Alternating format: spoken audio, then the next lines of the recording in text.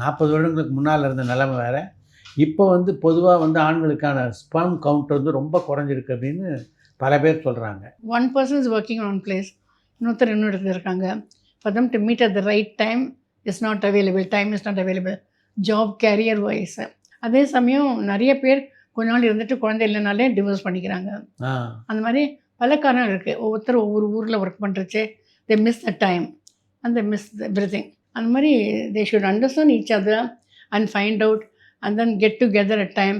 So time to be together without any stress is very important for pregnancy.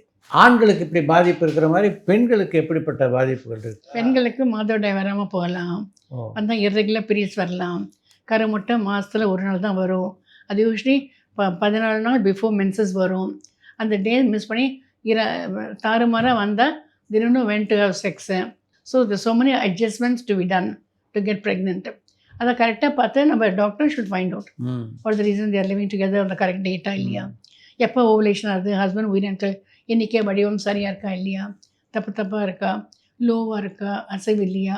We have to find out the doctor. They should go to a doctor. The doctor should examine both of them. 2 பேரும் examine பண்ணிட்டு எங்கே குறை இருக்குன்னு பார்த்து நிவர்த்தி பண்ணால் நிச்சயமாக குழந்தை பிறக்கும். எல்லாருக்கும் பிறக்கும்.